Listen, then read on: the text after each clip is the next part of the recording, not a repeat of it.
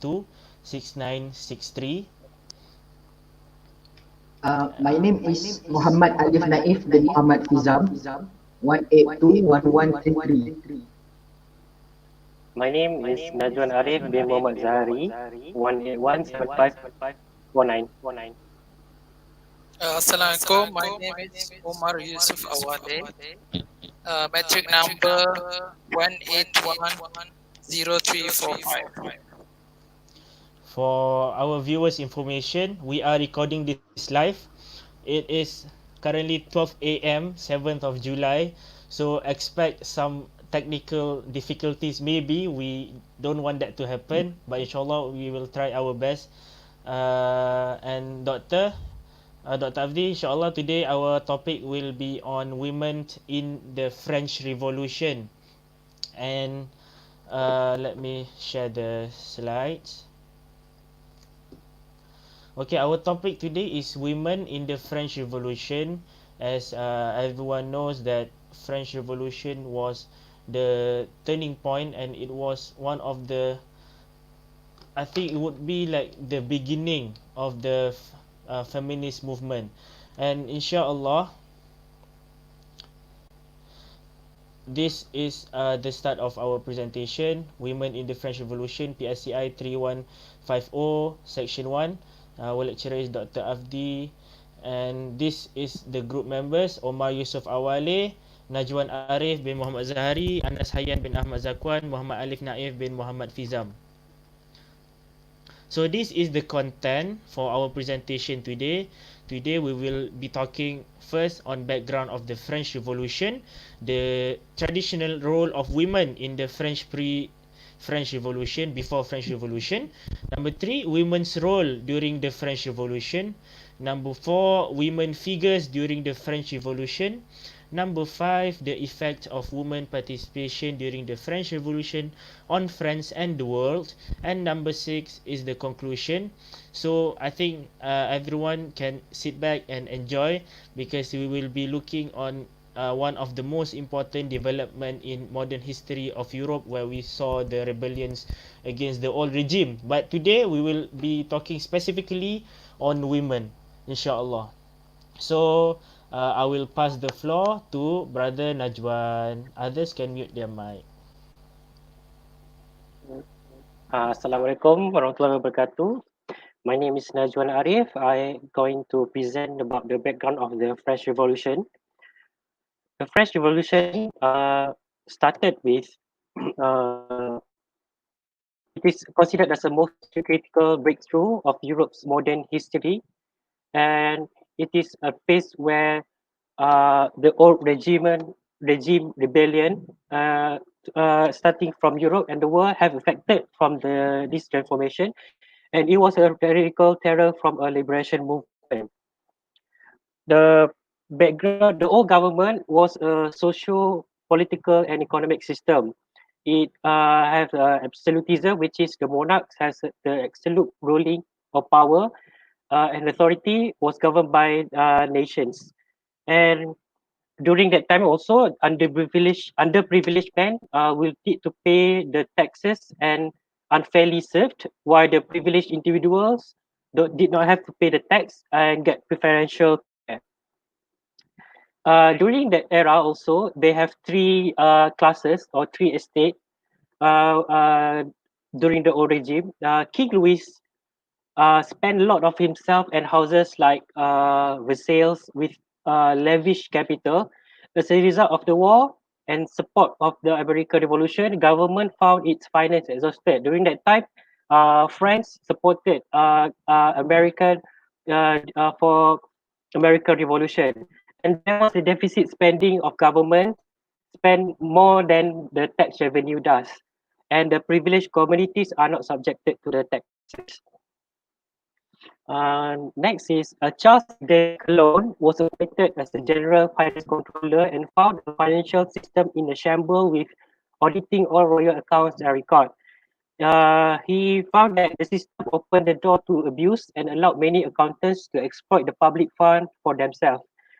We can see here there's a the economic and the financial system during that time was not good.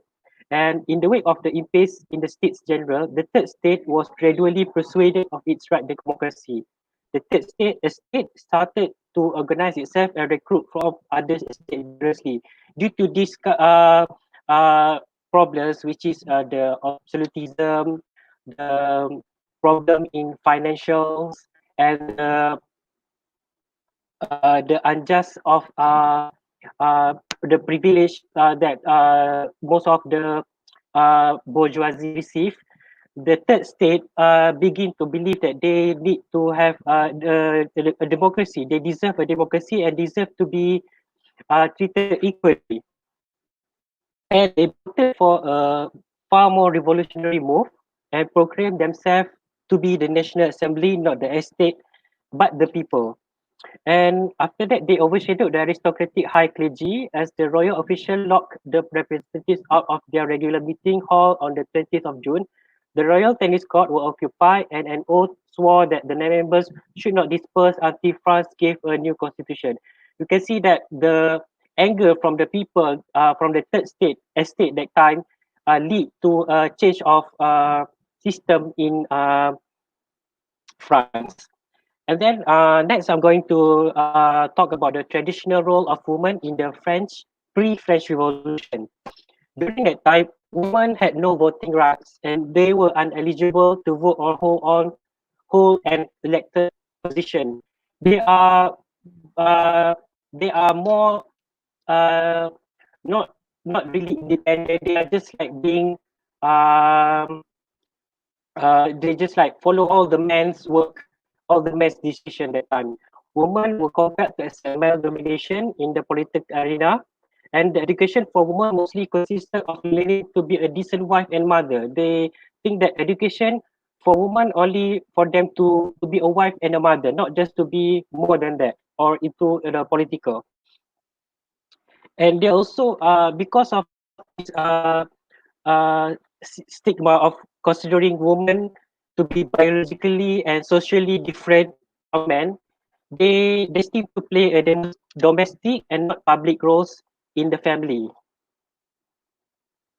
Many women did not embrace the notion that they are powerless to gain political power, and the voices of such women can shed light on the nature of revolutionary politics. Here, we can see that during the time, due to the suppression of oppression towards women, some of them tried to to fight for their right to be uh, uh, to get the power in the country in the French. Thank you.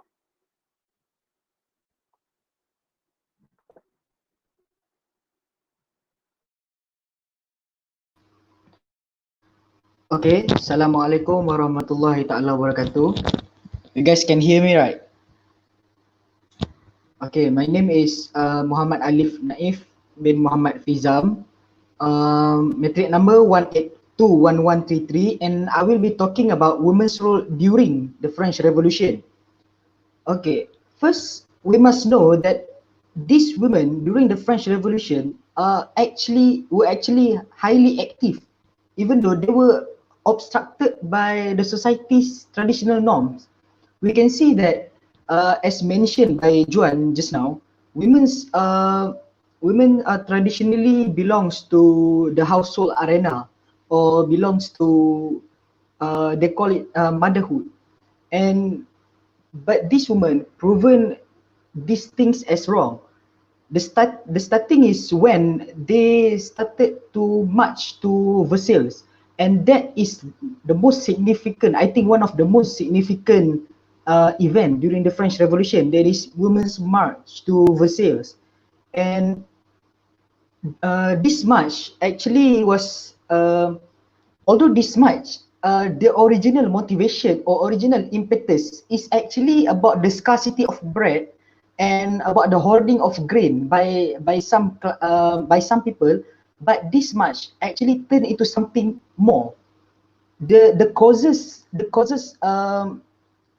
eventually evolve from just fighting for something materials to something more, I think we can call post-materialistic, something more like rights and citizenship. and these women were influenced by the idea from the Enlightenment thinkers of the high Enlightenment era, which is to remake societies along rational lines. Okay, during this French Revolution happened during um, this one part of Enlightenment, which is high Enlightenment era, where the mission was to push to remake the society using the new idea, the rational line, and were influenced by thinkers like uh, John Locke and John Jacques Rousseau. And what these women want is actually they wanted to push for an egalitarian social order, for an equal social order among men and also women, where women would have the same rights as women at the time. Why actually rights, as we know today, is not universal as they were back then. Back then, women's rights were actually quite limited.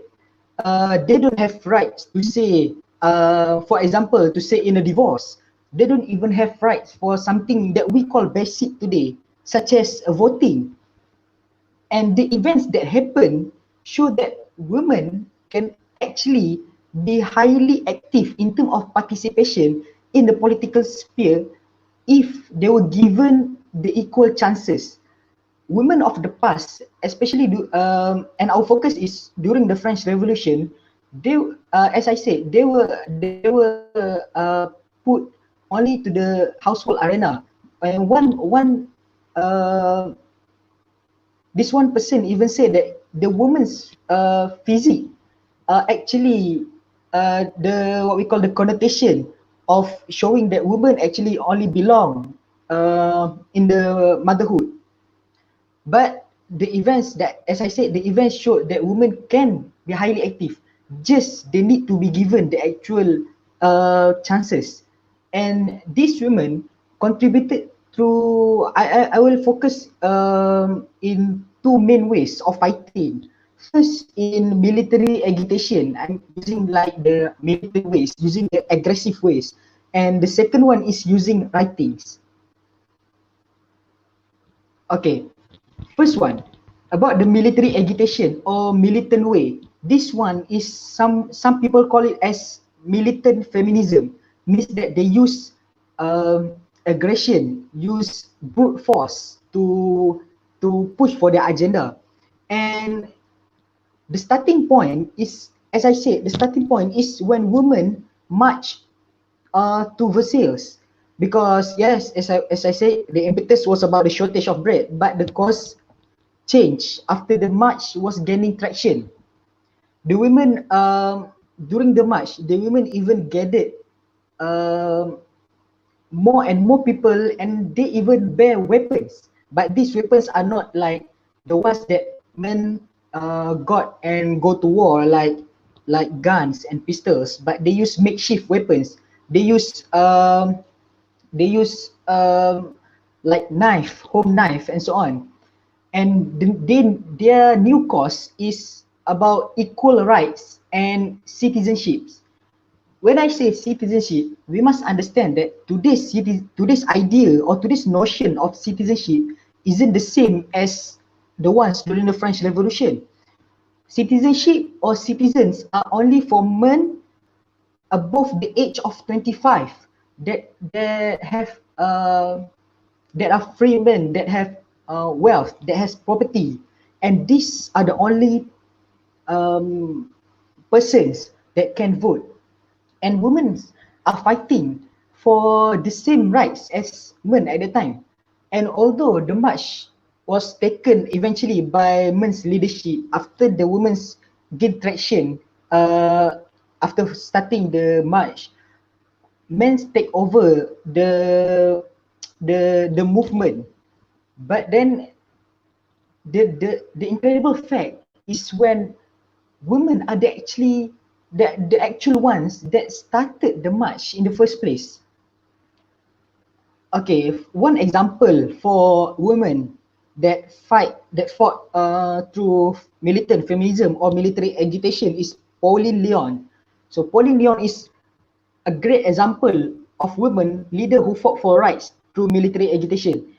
She proposed to the National Assembly. The National Assembly, as John said just now, as three estates, the first estate, second and third estate, and she proposed to the National Assembly a petition signed by 390 women asking permission for women to bear arms.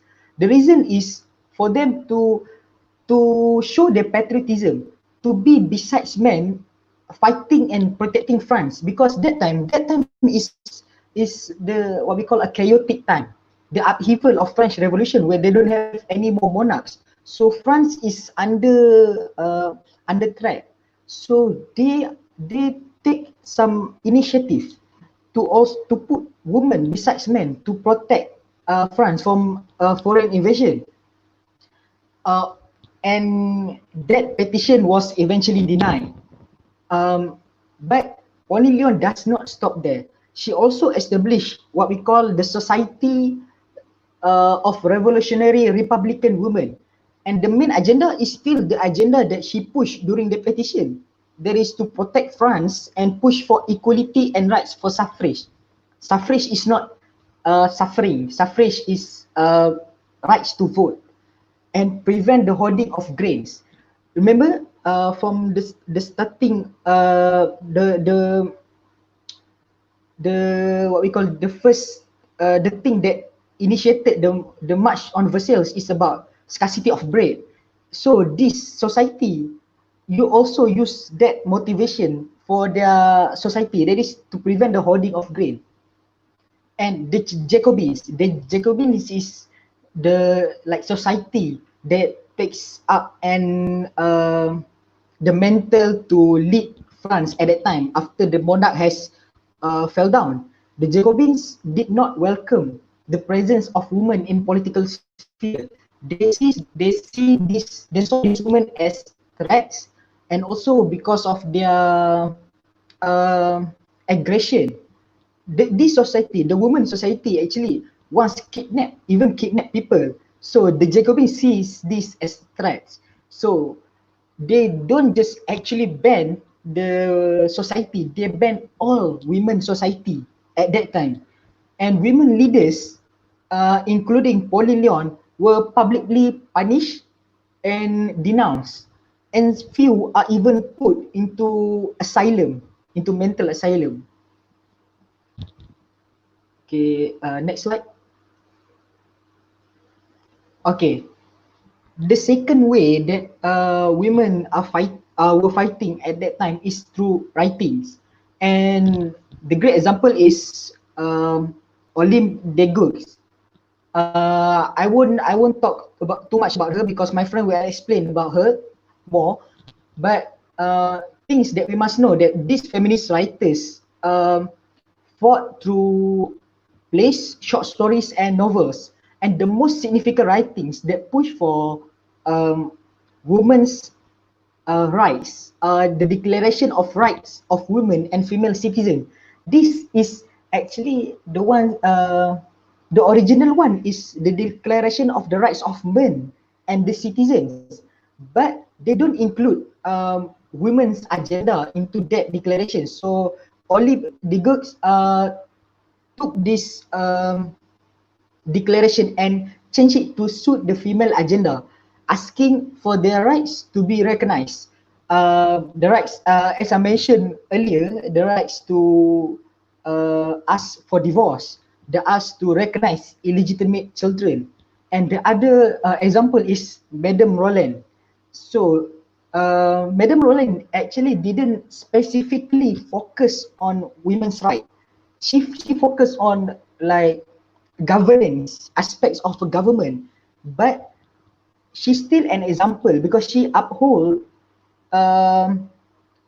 like feminist agenda, such as women's education. She said that women's are less participating in politics because they lack education, and this lack of education is something institutional, something that can be changed through governments. So that's why although she focused specifically on governments and governance, but still her agenda is for women in the political sphere through education.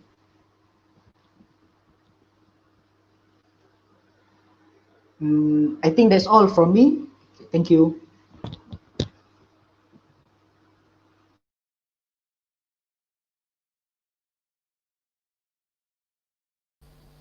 Thank you, Aliff. As I cannot see whether you guys will show me good or what, is my voice clear? Can you guys Yes. unmute? Okay, because I cannot see you guys. Yes. Yes, Okay, Clear. thank you. Yes. Clear.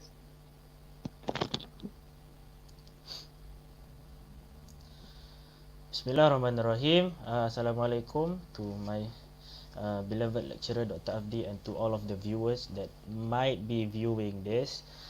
Inshallah, my part today will be on women figures during the French Revolution.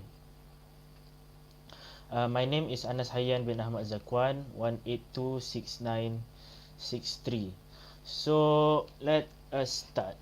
So French Revolution, as my previous groupmates has been saying for so many times, was seen as the beginning of the feminist movement, politics and the decision making process for the women. Why?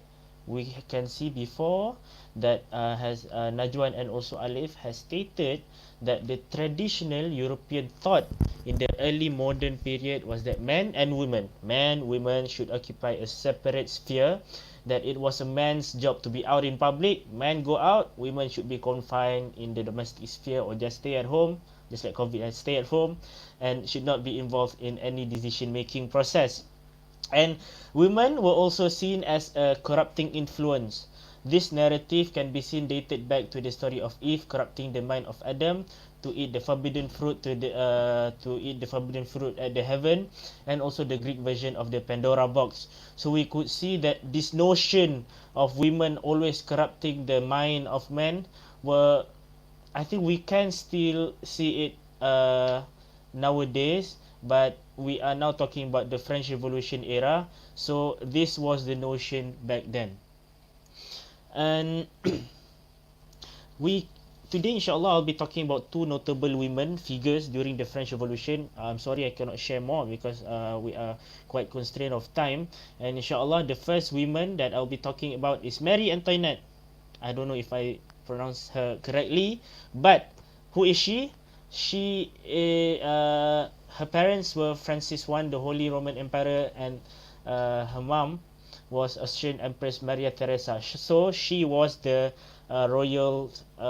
She was from the royal family from Austria. She was born in Vienna, now known as Austria, and when she was 14, she was married with Louis the 16th, the King of France. Where when she was married to King Louis the 16th, he was not the king yet, but 3 years later he was crowned as the King of France. And we can see there when she when in 1774, when her husband was crowned as the King of France, she became the Queen of France. So why was she very popular? We could see before when Najwan said about the deficit. You saw the word deficit there. France were into deficit. The economic was very bad, and when the economic was in a very bad situation, we could see that Marie Antoinette was different. She was spending lavishly. She was wearing luxury clothes. She was seen by the peasants like on the streets wearing luxury clothes, and this is just an extravagant lifestyle from a queen in a place which economically is not doing that good. So when France were having severe financial crisis, people had a bad perception on her, say that she is the reason that France is doing this way during that time. And some people also uh, accuse her as an Austrian spy, even though maybe she doesn't have anything to do with whatever that was happening in France during that time. So that was her. People called her Madame Deficit because of that, because of her extravagant lifestyle. And I want to talk about people's perception. There are two stories here. Number one is the diamond necklace affair. Okay, so it was noted that, for example, she was married to King Louis the 16th, King Louis the 15th before had a mistress. So he wanted to buy a diamond necklace for for his mistress, but he passed away before he could give the diamond necklace to her. And the maker of the necklace wanted to sell it to Marie Antoinette, and she doesn't want. But the news has spread towards the whole France that Marie Antoinette want to buy a big diamond necklace like this big. So people's perception of her was very much tainted, even though she said she doesn't want the necklace, but people's perception of her has become very bad. The second one is the story of Quills Man. I cannot pronounce it. It is translated as "let them eat the brioche." So during the financial crisis, people were uh, camping outside of the Versailles palace, saying that they don't have enough bread. Just like Aliff said before, this French Revolution started due to lack of bread. They don't have money to even buy bread. But then Marie Antoinette, as some people claim, said that let them eat the brioche or a cake during that time. So it is like saying, I want water, but the queen says, okay, just drink Coca-Cola or something. So even though, according to my research, according to Barker 1993, this was hardly proven to be said by her. Maybe it was right, maybe it was not. So we are not in the position to confirm whether she said this thing or not. But what happened next? In January 1793, King Louis XVI was executed, and later in August, Marie Antoinette was put in a solitary confinement waiting for her trial. How did this happen? As Aliff mentioned before, in the Women's March in Versailles, people went to Versailles, literally went to the palace in Versailles, and they told King Louis XVI and also Marie Antoinette to go back to Paris. So after they go back to Paris, they were King Louis XVI was executed, and later on the 14th October, March 1793, Marie Antoinette was tried, and she was found guilty on the 16th of October 1793 for the depletion of conspiring with the enemy and treason of the national treasury, and she was executed by the guillotine in front of the masses. That is the visualization of what was happening.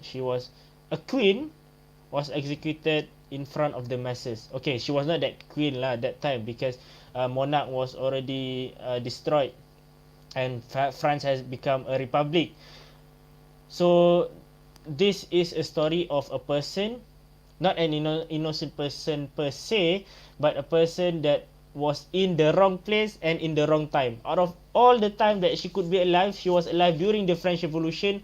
She was the queen during the time when France were moved from the monarch system to republic. So she was very influential, so that's why I put her in. And the next person, just like Brother Aliff said before, is Olam de Gouche. I don't know how to pronounce it, but this was what I found in Google. Olam de Gouche. I'm sorry if I pronounce it wrong. um, who is Olam de Gouche? Olam de Gouche was a political activist and playwright. One is playwright. Playwright is the person who write plays, like drama or theatre. So she was the script writer lah. Okay, Mary Gouche, this was her original name, was born in a bourgeoisie family on 7th of May 1748, and she moved to Paris 1773 after her husband's death, and changed her name to Olam de Gouche as we know today. So Olam de Gouche was derived from her father and also her mother's name. So it was combined, and boom, Olam de Gouche. So in Paris, it is where she started to join the political movement, and her main work was on social and political rights of women. So this is why people said that feminism movement started during the French Revolution. And we will see later what was she fighting for, and what is the difference between what was she fighting and what is feminist people are fighting today. Female advocate in September 1791. So this is her famous work, the Gush produced her most famous pamphlet, which was Declaration des Droits de la Femme. I'm sorry. It is translated as Declaration of the Rights of Women and of the Female Citizen. She has wrote a lot of pamphlet before, but this declaration was a critique towards the Declaration of the Rights of Man and Citizen. Like Aliff I mentioned before, the Declaration of the Rights of Man and Citizen was the official one, and this was a critique towards that one. Even the word citizen there doesn't include women citizen or female citizen. That is why she is doing a critique, a pamphlet that says this is a declaration of the rights of women and the female citizen. So the Gush argues that the usage of the word man and citizen meant that most of the rights in the Declaration of Man and the rights and Declaration of Rights of Men and Citizens were only given to men. So those rights or those rights that are in that declaration are only for men, which they just neglect women. Because why? Because female just stay at home, you don't do anything, you don't have to be involved, you cannot vote. I mean, you just stay at home and cook for the men. So this was their thinking before, not my thinking. Let us see. When I said that this was a critique, she literally one by one mentioned, like she compared the article from the Declaration of Rights of Men and Citizen to her own Rights of Women, Declaration of Rights of Women and the Female Citizen. Let's see Article 11. No person shall be accused, arrested or imprisoned except in the cases according to the forms prescribed by law. Any on soliciting, transmitting, executing or causing to be executed any arbitrary order shall be punished. So this was a crime, a criminal declaration lah. And what did the Gush wrote? No woman is an exception. This is the keyword. No woman is an exception. She is accused, arrested and detained in cases determined by law. Women like men obey this rigorous law. What does this mean?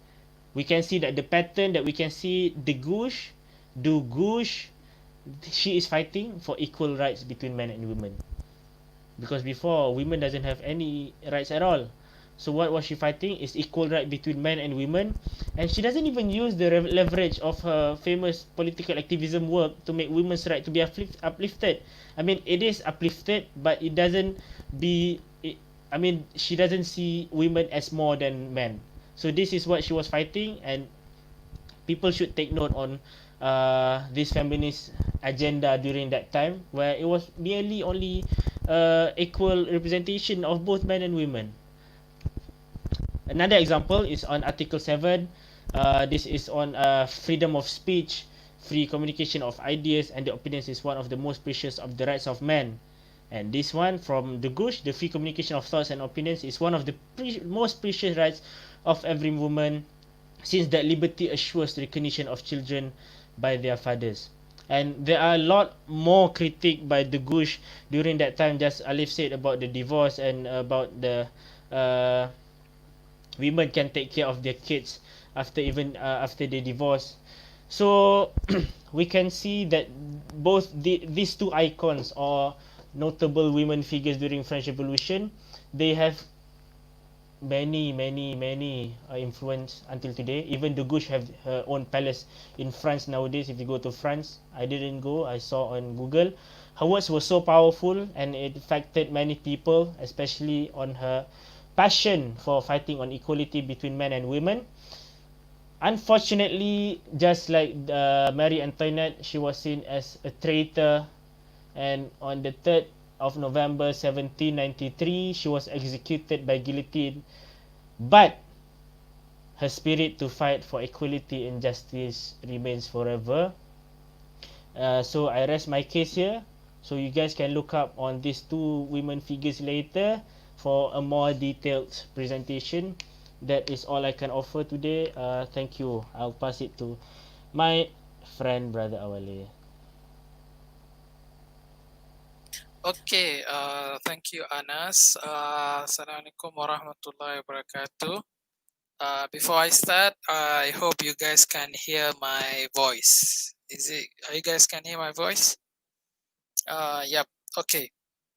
Before I start anything, as my friends talked almost about 35 minutes of listening to them, So the thing is that I want to talk about today, it will be I'm going to talk about the effect of women participation during the French Revolution. I mean, like, okay, from starting from Juan and then saying that they were just treated, they were just educated or was given only to become a mother or only that.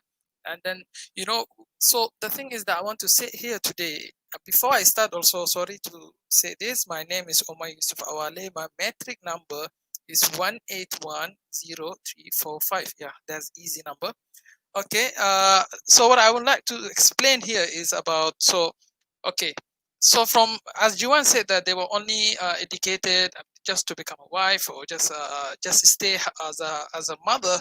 So from there, so if you can see the three of my friends talk, each of them, that the women were in one stage. So from Juan, from the beginning, before the French Revolution, they were in certain stage.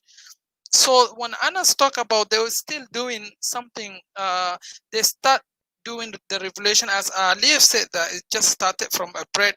So which means that every event will lead to another event. So I want to talk about, after all those events, what women achieved so far. So I'm not gonna talk about in detail. So I'm gonna talk about everything that they have done. What was the outcome? So the thing is now here is, so imagine that women, how they used to be treated and what they gain actually so far. A lot of them were punished in publicly. Some of them were like, even they kill the queen and the kings because of such things they do it. So the thing is, they try in every possible way to do the things to make people hear their voice, such as they write as the Gush and as Anna said, sorry about the name. So they try every part. They, as Aliff said, that they try even the military. They try to read writing, their voice up.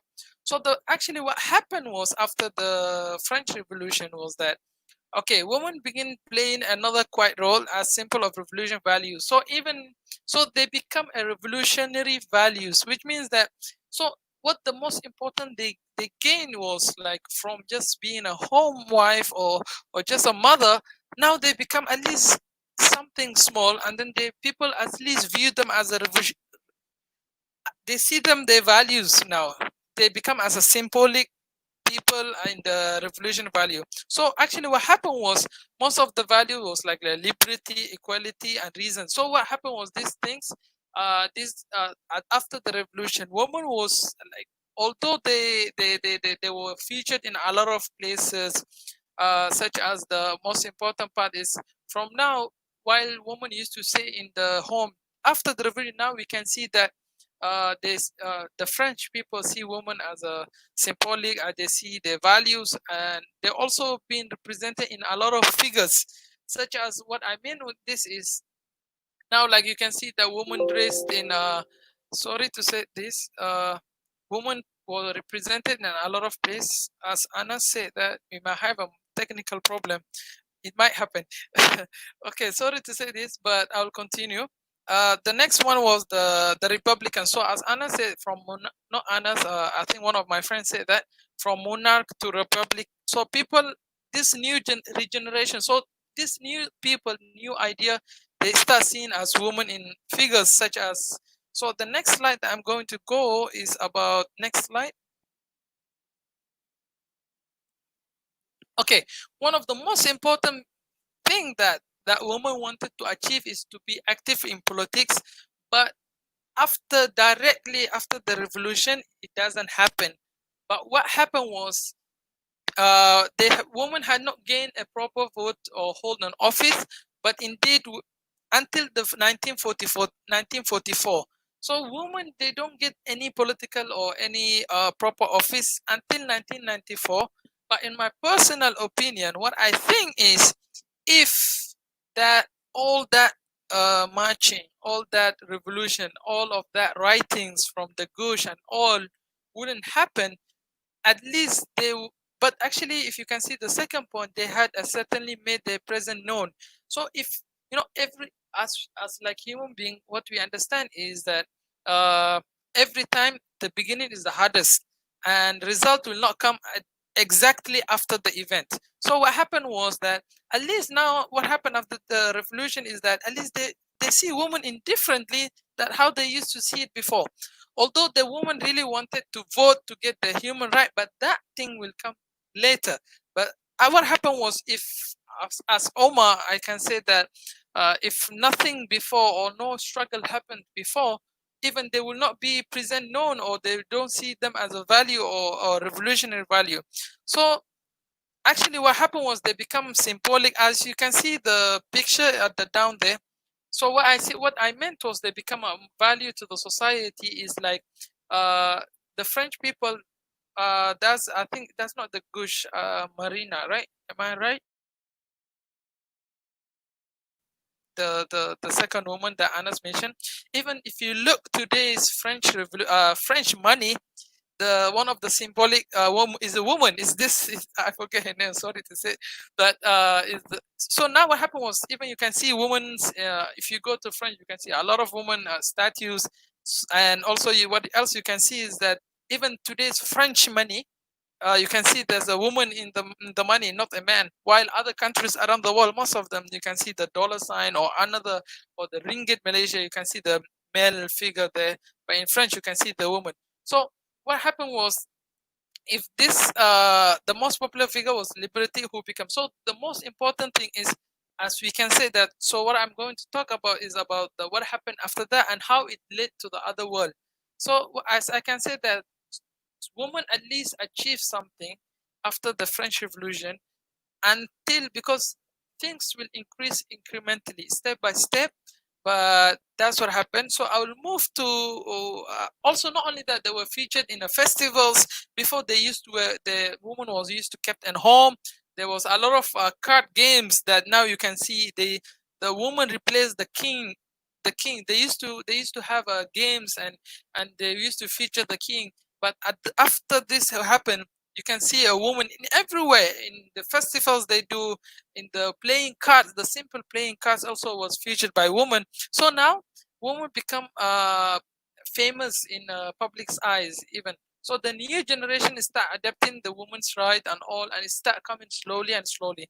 So actually why they build the statues and all those things, and they print them in the money also until now, is that the French people, they don't want to see a dominant, or maybe I might be wrong, they don't want to see it as a woman, as a man man world. And this actually so they wanted to see women also not sorry to say, but let me go to the next slide.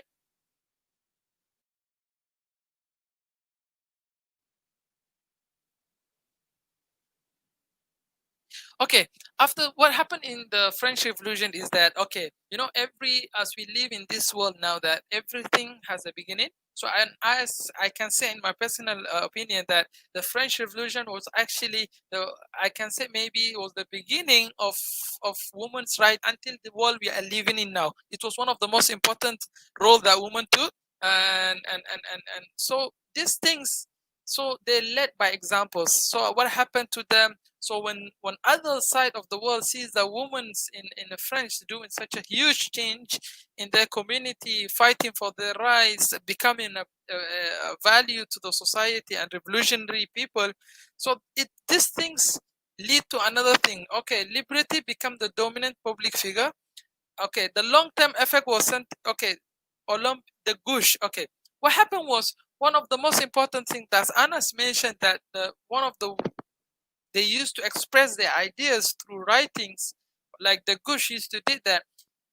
This female of writing, it lasted until it spread to the rest of the world, until it reached in America within 1920. They fought for the proper to vote also in the US also. It affected most of the world. So actually they want the freedom of speech. They want their opinion to be heard.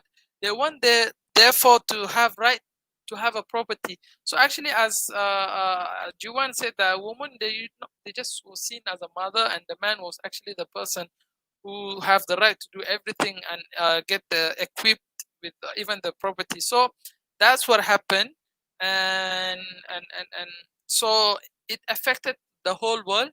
And can we go to next slide? Okay, even evidence of women right, they were first articulated, which means that even if you look the world now, there's a lot of feminists, there's a lot of human rights, there's a lot of women's right. This point is very important, that the second point is saying that it was clear that the revolution played a major role influencing women's right for hundreds of years to return, which means that this hundreds years to return is now the time that we are living in now. So what I can say is the French Revolution was just the beginning. As the beginning was hardest, it's same as fighting for freedom. There's a lot of bloodshed. There's a lot of people who lost their life, but this thing is become one of the major roles that influence the rest of the world until the world that we are living in now. So what is the say? Why I can say that even the women's rights were first articulated. If you look back before that, even they couldn't vote. But let's look how that event was that's one of the major event affect the world that we are living now. Is that if you look a lot of governments around the world nowadays, there's a lot of female leaders now in the world, such as New Zealand, Finland, most of the Scandinavia, most of the advanced first-class world country, there's a lot of women leaders now. Even if you look the coronavirus, COVID-19, that one of the most people that was handling well is the countries that led by females, such as Germany, New Zealand, and all those things.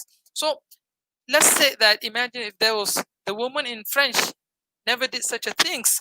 Do you think that there will be a female leaders? And now probably might, but it's not as sure as what I mean. Like maybe it became late. Like someone should have done it, but it happened in French. So that event, it was growing incrementally, and it was growing. So they vote. They were demanding the rights to vote at that time, only to vote, just to get the right to vote. But now we live in a world that they are demanding the rights to become a leaders, and they are the leaders. Not even most of the countries now, even like if you look like, let's look the third world countries, such as like in Africa now. Let's say that I came from Africa, so let's say that like I'll take example like Rwanda. Rwanda, half of the parliament, 50% of the parliament must be a woman. So they already have their full right, equal right with the man, even in Africa. So that what I mean is French Revolution and those all writing the Gush and all that thing leads the effect that we are living in now. So before I pass to Aliff to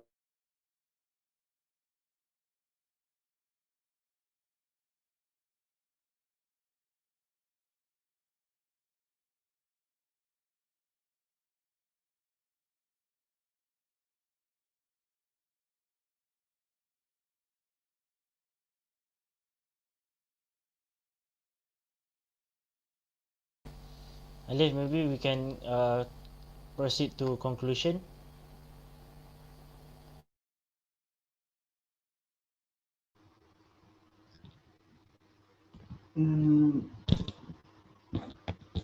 Okay. As Omar was saying just now, that feminism,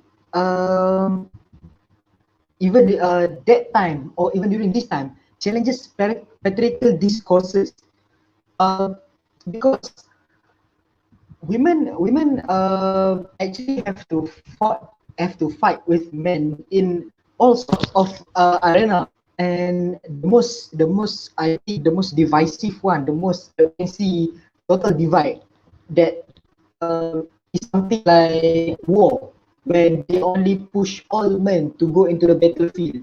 So when women were put into a political arena, for example, during the French Revolution, we can see that this political activity actually intended to end male dominance. And modern days feminism owes a lot to the women that were fighting during the French Revolution. If even for those women, I don't think that today's feminism will have actually a ground or a path to push for their agenda. Yes, I don't deny that they have their agenda, but this thing started somewhere, and this somewhere is during the French Revolution. And women's role during the French Revolution, in my own opinion, doesn't just affect how the revolution went down. It's very important. If the woman hasn't, if the woman had not marched to Versailles, if the woman had not marched to Versailles, the revolution went down that way. And so does the feminism nowadays. If the French woman doesn't fight for their rights, like Pauline Lyon or the Gauche, women today don't have I think would be very affected. Thank you.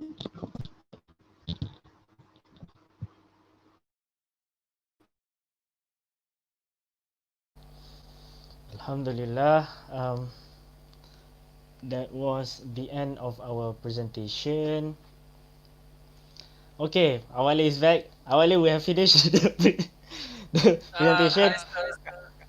Alhamdulillah. Luckily, you went out like exactly on the your last point. Mr. Avdi, this proves that there must